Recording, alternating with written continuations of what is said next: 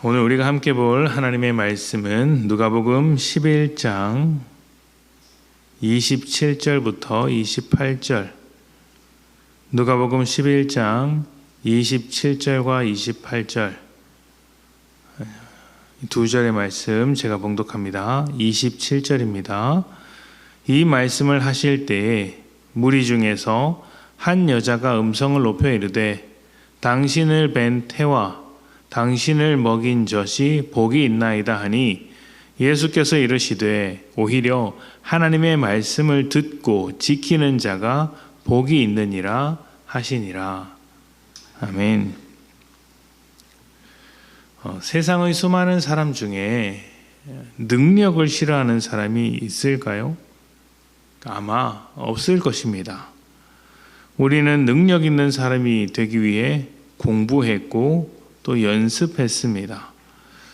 그렇다면 왜 능력을 좋아할까요? 능력이 있어야 기본적인 욕구를 포함한 다양한 욕구들을 해결할 수 있기 때문입니다. 그래서 우리 사회는 능력 있는 사람이 되거나 능력 있는 사람과 한 배를 타라고 이야기를 합니다. 오늘 읽을 말씀은 한 여인이 예수님을 칭찬하는 듯한 장면이 있습니다. 당신을 뵌 태와 당신을 먹인 젖이 복이 있나이다. 이것은 표면적으로는 예수님의 어머니를 칭송하는 것이지만 사실은 예수님께서 귀신을 쫓아낸 그 능력을 보고 감탄해서 이렇게 이야기를 하고 있는 것입니다. 그런데 예수님은 그 여인의 고백을 듣고 나서 이렇게 이야기를 했습니다.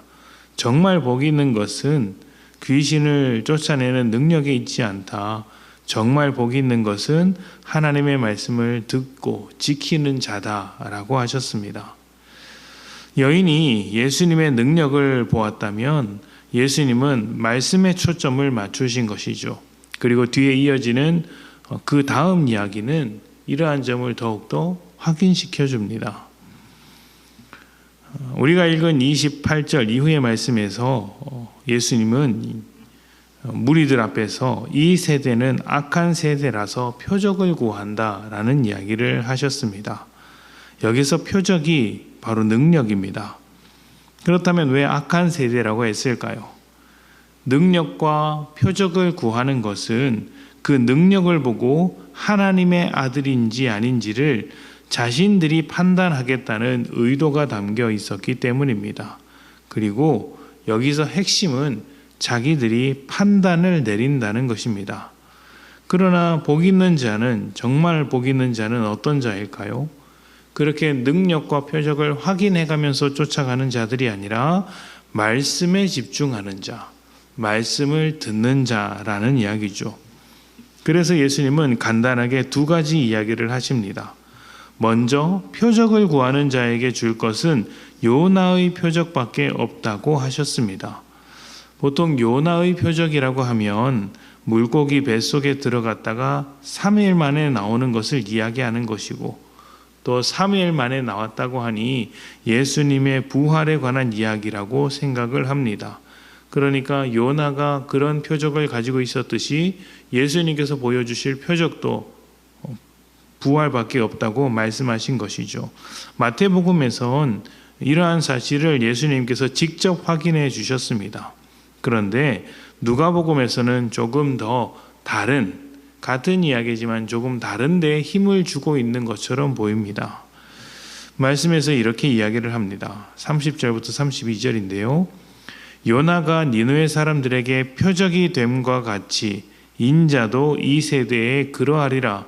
심판 때에 남방 여왕이 일어나 이 세대 사람을 정죄하리니 이는 그가 솔로몬의 지혜로운 말을 들으려고 땅끝에서 왔음 이거니와 솔로몬보다 더 큰 이가 여기 있으며 심판 때에 니느웨 사람들이 일어나 이 세대 사람을 정죄하리니 이는 그들이 요나의 전도를 듣고 회개하였음이거니와 요나보다 더 큰 이가 여기 있느니라.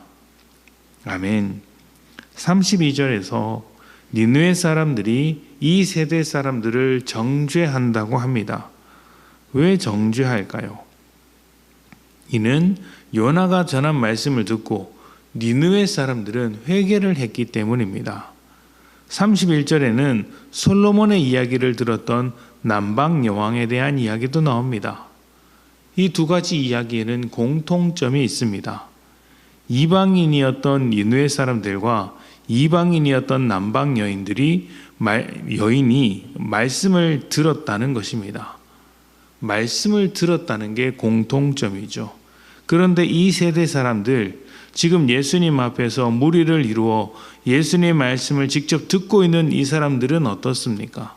그들은 말씀을 들으면서도 표적을 구하고 있습니다.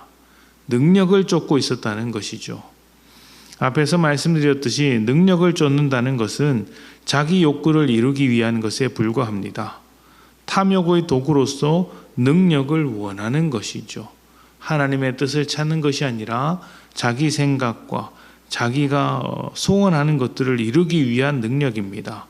그런데 여러분, 탐욕은 우상입니다. 능력은 탐욕이 아니라 말씀을 담는 그릇에 불과합니다. 그릇이죠. 그런데 사람들은 그 그릇에 말씀을 담는 것이 아니라 탐욕을 담을 때가 많습니다.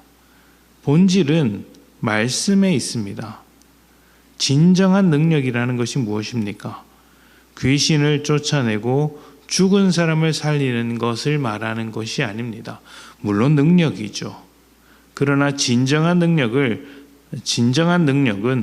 사람을 변화시키는 능력, 죄 안에 갇혀있는 사람을 하나님의 자녀로 만드는 능력입니다. 이 능력이 말씀의 능력이죠. 그래서 예수님은 눈에 보이는 세상 가운데 능력을 쫓는 것보다 하나님의 말씀을 지키는 것이 훨씬 더 복되다, 비교할 수 없을 정도로 복되다 말씀하신 것입니다. 능력을 쫓으면 감탄을 불러옵니다. 하지만 말씀을 쫓으면 회개를 불러옵니다. 능력은 탐욕을 자극하지만 말씀은 순종으로 인도합니다. 능력은 우상을 섬기지만 말씀은 하나님을 만나게 합니다. 능력은 교만하게 하지만 말씀은 겸손하게 합니다. 진정한 능력이 말씀 안에 있습니다. 오늘 여러분은 표적과 능력을 구하는 세대 속에서 그들과는 달리 말씀을 지켜 나아가시기를 소망합니다. 우리가 말씀을 지키며 말씀을 소중히 여길 때 하나님의 역사하심을 만나며 하나님의 일하심으로 새로운 삶을 살게 될 것입니다. 진정한 능력 우리의 삶을 통해 경험합시다. 우리 함께 기도하겠습니다.